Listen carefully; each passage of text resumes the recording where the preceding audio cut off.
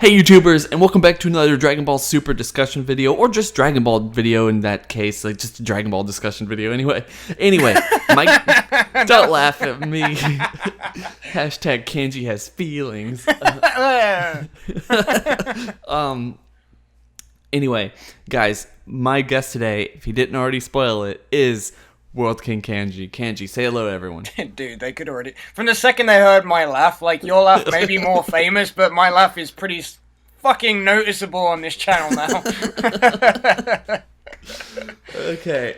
Yeah, guys, so anyway, we're going to be discussing something that I haven't actually seen anyone else cover, and basically, a couple weeks back, we got kind of the interpretation, the canonized Toriyama interpretation of the Majin Buu arc in Dragon Ball Super for future Trunks' timeline, right? So, today I kind of wanted to not only just discuss how that was kind of interpreted by Toriyama and the Super staff itself, but also how it's been interpreted in other ways in the Dragon Ball greater expanded universe, not only with the video games, but also some fan interpretations. So Kanji, obviously when they were explaining it in Dragon Ball Super, it was kind of just, you know, a footnote to kind of just help explain what Trunks had been going through, kind of how Trunks got to become Super Saiyan 2, and not much else, really. I mean, No, like, not what really. else?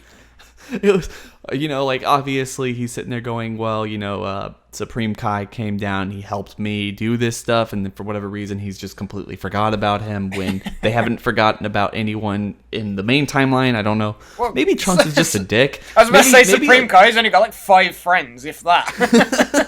maybe, and you know, yeah, like he doesn't even have, I guess he has Kibito, but he doesn't even have like Elder Kai released from the Z Sword to help them out. I mean, like, maybe Trunks is just such a whiny little asshole that Supreme Kai just doesn't want to deal with him. I mean, like, they were sitting there going, oh man, like, Goku's so awesome, and Gohan is so awesome, and Goten and Trunks and everyone is so awesome, but then Future Trunks is like, nah, screw that guy. He's like, all he's sitting there is whining about his dad the whole time. Like, no, he's impossible to work with. Well, I mean, Supreme Kai and Trunks have pretty much got the exact same personality. They're both kind of like, oh my god, the main enemy of this arc. But then when it actually comes around to fighting them, they're like, oh my god, don't hit me, please.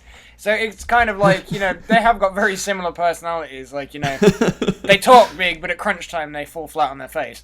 So. Well, maybe they're too similar to be friends, but you would imagine that they would be the best of friends, and Supreme Kai would actually trying to be helping Trunks in this endeavor. Yeah, well, who knows? I mean, like, it's one of these things. This is what it's fun to speculate about. But I mean, like, Supreme Kai and Trunks. I mean, it seems like a lost opportunity for a spin-off with me. I mean, you're not going to like me saying this, but fuck Goten, man. Have Supreme Kai and Trunks. I want to see that fusion. Be the whiniest fighter in the universe. You have knowledge of all these things he'd have no power to actually do. It's like so many daddy issues, and and they both love Gohan. They both have really unrealistic expectations of Gohan. I love that. I just absolutely love that. But, you know, guys, by the way, Trunks is my favorite character besides King Kai, so I'm just going to put that out there before everyone goes, this guy hates Trunks. Fuck this guy. So, you know, with all that being said, guys, like, obviously, that's just kind of how Super kind of interpreted it. Deborah and Babidi came to Future Trunks' timeline. You know, I think Trunks had some difficulty with him, but because of Supreme Kai, he was able to kind of take them out and lickety-split. It was kind of a cool interpretation of it, because it was kind of this idea that Trunks has always been kind of the straight man where everyone else is just freaking crazy or non-committal to anything. Like, he will not let people just go around and cause havoc. He just goes in, he solves the problem as quickly as possible, and then he just moves on. Or as what happened in Super is he goes in, thinks he solves it, realizes he doesn't, and then goes, no, I've got to go to the past instead. That's usually his trump card. He's like, well, if this doesn't work, I can always go to the past. Oh, no, my girlfriend died, better go to the past. Get her when she's young. The twist is she's not really dead. Dun, dun, dun, dun, dun, dun. Like, okay, so obviously that's just how they've decided to interpret it. Just kind of a really brief kind of going over it. But there's also been other interpretation in the greater... Sorry. I didn't realize that. Anyway. You're a comic genius without even being aware of it. So, obviously, there are different interpretations in the greater Dragon Ball expanded universe that they've done.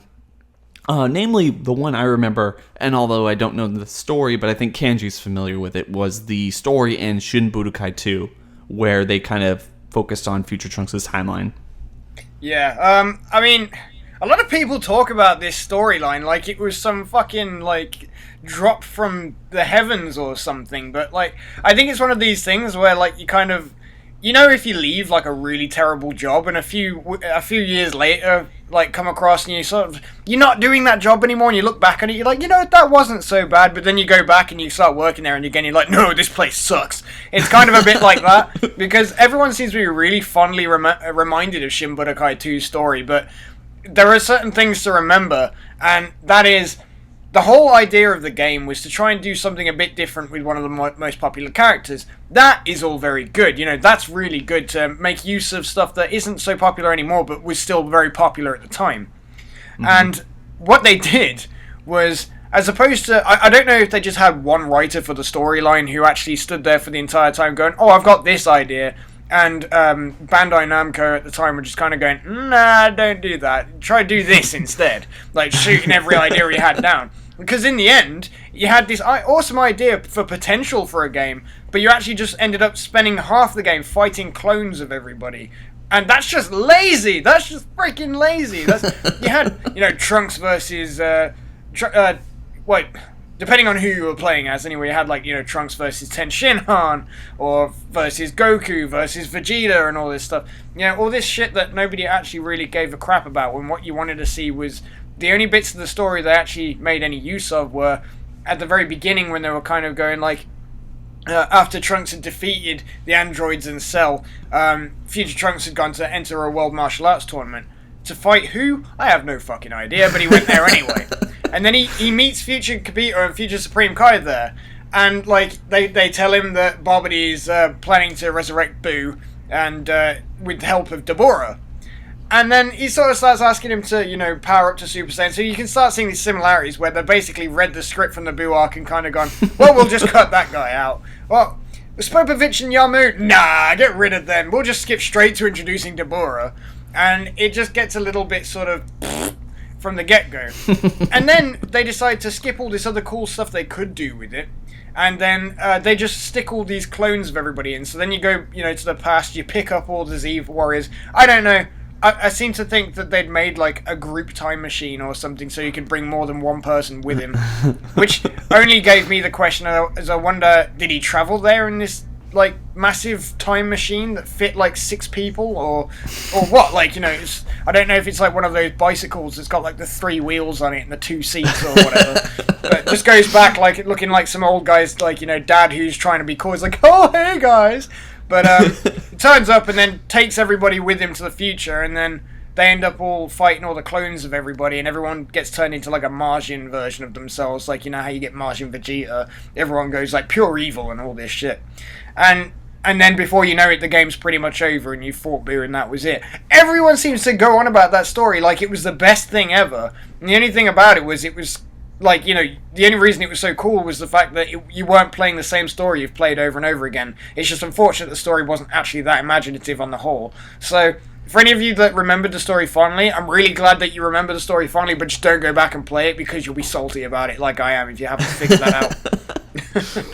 Honestly, I've never played it before, and that's one of the reasons I needed someone to help me kind of talk about this subject. It's one of these concepts I've heard so many good things about it, but just hearing you, if that's like basically what it boils down to. I'm really sorry if I've ruined your interpretation of it. Oh, I bet that game's good. Bandai Namco will never send me a copy of Xenoverse 2 if they hear me slating one of their games. What an asshole! Cut. Sorry, actually, I shouldn't say that word. I feel like, you know, these people, they make a game. Like, obviously the video game stories aren't as good as they would want you to be, or what they kind of we hope. I've said that before on my channel. The Xenoverse 2 I hope the story is better than the first one, because the first one seems like a lot of broken promises, at least when you're translating how to make a game and then how to sell a game with all the marketing and everything. Yeah. But that's not really the point. My other thing I wanted to talk about here, and maybe there was more I'm missing, but the only other thing I can think of where you think of the only other thing I can think of when it comes to how Future Trunks' timeline was kind of interpreted in one area or another in terms of the greater extended universe is a fan manga that, if you haven't read it before, I think it's really worth picking up, is Dragon Ball Multiverse. Huh? In What? which... What? What's that? What? I only study the things that are canon of Dragon Ball. I have no idea what that is, Mark.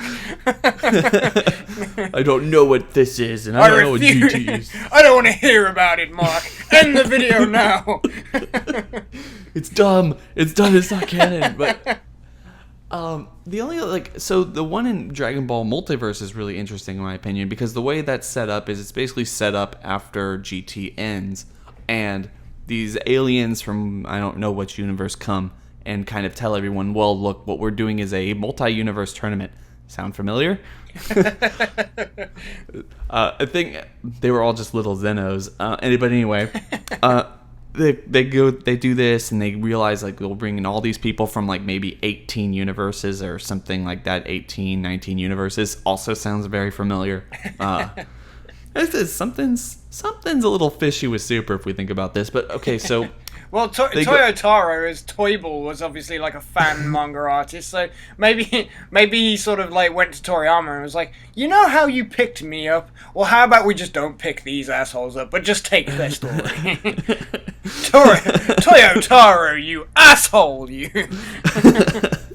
So what exactly happens is it kind of goes on, and they express that instead of like in this kind of interpretation of the story, the universes are split up, and Future Trunks' timeline is actually a different universe, and instead of going through time, he was actually going through different universes.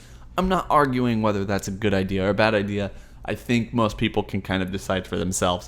The cool thing is it does take an entire chapter or entire like volume or whatever they were to explain exactly what happened with the BUU saga in Trunks' timeline, which was really cool. Apparently, around the same time that BUU shows up in the main timeline, he does in the original Trunks timeline, the hot timeline, as some people like to call it.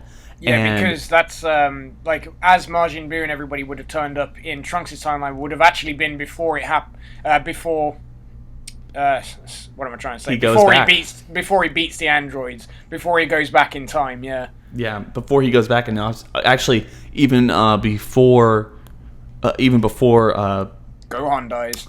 Yeah, Gohan dies, and that's the thing that happens is it starts off pretty awesome and like really kind of takes all these different interpretations and all the like the knowledge from Dragon Ball and puts it in a really unique context. So we see Pui Pui flying around, and they can't find anyone to actually give enough energy to awaken Majin Buu. So what happens is they accidentally come across 17 and 18, and they don't really get in a fight with them, but they realize that these two people are giving off a ton of energy that they actually really can't sense because they're androids, and that's already been established in the game, or in the original series, is they can't sense the androids. So he goes back to Babidi and Deborah, and he tells them about this, and Babidi's just like, oh my god, this is perfect. Like, these people are going to be strong enough to release BUU, and we're going to get so close. And so he tells Pui Pui to go get those people and bring them back, or at least get the energy from them. In the meantime, Gohan kind of finds Pui Pui, and Pui Pui, being the weakest of Babidi's people, kind of easily gets killed by Gohan, and he kind of makes his way to Babidi's ship. Now, in the meantime, Deborah is giving like a ton of his energy to help awaken Majin Buu, because he basically is one of the, like, Babidi's pissed off that there's no one to give Majin Buu energy and all this stuff. This seriously weakens Deborah, which allows Gohan to be able to kill him and blow up everything and like rid the world of Majin Buu. And it kind of ends with this snippet that Gohan saved the day, even though he really doesn't realize just like how important that thing was. Yeah. And it wasn't really, it was just like a footnote in their story when it became this big deal in the other story. And I just, honestly, if I had to pick between the three, I would have to say that this is actually one of the greatest, like, not the greatest, it's not great, but at least it makes sense. It's interpreted in a really interesting way that kind of goes with all the rules that were established one way or another in the entire series. And it's something that, that would have been an interesting kind of thing to put in Super, even if they had to steal it from people. I find it really interesting that how much more passionate or how much more in depth or just kind of way the fans interpret certain things other than the original creators. Yeah, I mean, like, I do think it's one of these things where I kind of feel like fans sometimes can write better material than the people that are trying to make the money, because usually if a fan would do it, it's because the fan's trying to put his heart into it. The fan has thought about it so much that it bugs them, and they're kind of like, they're really thinking hard about trying to make sense of something, and then when they think they've come up with a good theory and they try and put it down on paper, it's all because they're trying to put their theory out rather than the fact that they're trying to make money off of it. Whereas I think when people try and make money off of something, it's usually because they're just trying to make a quick buck and they're just doing it for the sake of doing it. They're not going to check it through. I mentioned this to you before when I was talking to you about it, but it kind of reminds me a bit about what people were worried about when Disney took over Star Wars, but then when they gave it to J.J. Abrams, who'd came out as being a big fan of Star Wars before, obviously, he started working on it. It put a lot of faith in people to sort of go, at least it's being made by a fan. And I think, it's one of these things where I'm interested to see when it comes to what Dragon Ball Super the manga will do when Toyotaro's got it, so we can find out whether that was a note by Toriyama or whether it was a written in thing by Toei. That's what I'm looking forward to, because maybe then we'll have another side to this to even look into. I agree with that. And my overall theory is it has to be something that Toei put in there. It just seems like such a throwaway line that causes way more questions than answers. Like we already talked about, like where is Supreme Kai? Where's Kibito in this situation? I mean, obviously, like this Goku Black guy, even though he takes his time to destroy all of Earth, you would imagine after Trunks helped Supreme Kai out so much by getting rid of the biggest threat that he's ever had to deal with, that he would be somewhat indebted. Yeah, I mean, the only thing I'd like to consider about it is the fact that if Goku Black is related to the Kaioshins, as it's being alluded to, you could probably come to the assumption he may have actually already killed Kaioshin and Kibito. That's what I would... No, if I say like to think, it sounds really morbid. Like, I wish death on Supreme Kai in his stupid pussy-ass ways. But it's more like, I just kind of hope so for the sake of the story. Mm-hmm. No, me too. I mean, I guess by the time this video drops, we will have already... We might already even know the answer to these questions, but this is basically... Unlikely. That's unlikely. That's unlikely that we'll ever get answers to questions. I mean, I think Super does that really well. They'd like to kick the door hinges off of any any closure that we could possibly get or just kind of resolve. But I like the idea that basically the guys at Toei and stuff literally sit there and they go, "That's a nice fan theory. Let's make it impossible." So stop speculating about things that we don't speculate about, you little assholes. So guys, anyway, I think we'll just cut it off there. Basically, tell us did we miss anything, any other interpretation of how the BUU saga, BUU arc was, interpreted for future Trunks' timeline. I think these are basically the main three. Obviously, the canonized version, the video game version that would stand out in a lot of people's mind, and then probably the most notable fan depiction of it. But I'm sure there's a lot more. Share it with them in the comments, like your interpretation or any other things that you've come across. Yeah, anyway, we haven't disregarded the Dragon Ball Heroes thing that they decided to throw out there. It's just obviously now that we know that Trunks can't go Super Saiyan 3, it's just not really plausible. And also, Dragon Ball Heroes' story is wild. I mean, what is going on in there? Putting it politely, really, isn't it? So yeah, and anyway, Kanji, thank you so much for joining me. It's been a while. Oh yeah, man, you know me, I'm always happy to be on your channel, dude. It's always nice for me to go on somebody else's channel and ruin their attention. let's cross our fingers, but this has been a fairly long video. It's fine though. It's a lot of fun. I hope everyone's enjoyed it. Anyway, guys, if enjoyed this video and you like Kanji, obviously you should really like Kanji. He's on here a lot. He's making you laugh, hopefully. I mean, he makes me laugh. He makes He makes my other guests laugh. And make everyone else cry, apparently. The comment section's like, I hate Kanji. It's a fucking asshole. Get him off your channel, Mark. Don't say that. Anyway, guys, please. But guys, please just go over to Kanji's channel. Go over to Kanji's channel. His page will be in the description below and probably annotated on the video somewhere around here, because it just makes it a lot easier for anyone who's basically watching this or listening to this on their computer. Give him a sub. He makes really funny content sometimes. He also speculates. Sometimes he's an. I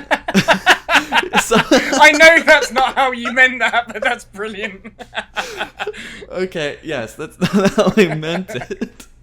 Why does everyone call me out today these days? Anyway, so yeah, he makes really funny comments. He makes really funny videos, some webcam stuff. You should go check that out. Obviously. Oh, and you know what? As long as you're there, go make sure to check out his Gundam Wing abridged thing for Tiba that he worked on. It's his baby, guys. It's his baby. But I helped kind of structure and form some of the jokes and stuff. He put a lot more effort into it. He's too he's too humble to admit it.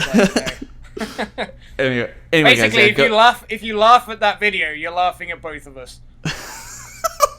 with yeah, I'm not laughing at both of us. So I think that's basically all we're just gonna end this video now, because we are really dragging on. But I hope you guys really have enjoyed this. And if you guys haven't subscribed to Mark Reel to Reel already, because this is his channel, if you guys have just found this video randomly in a related videos, I hope you really enjoyed it, and I hope that I didn't put you off his channel. Please subscribe to Reel to Reel. It's not always like this. I swear. But guys, anyway, go make sure to check out Kanji. Go make sure to check out me. We'll both be in the video. Actually, we'll both be in support both of us in different links, and you can do what you want. Anyway, those are the interpretations of the BUU arc and Future Trunks' timeline, and we hope you enjoyed the video. Bye. Bye.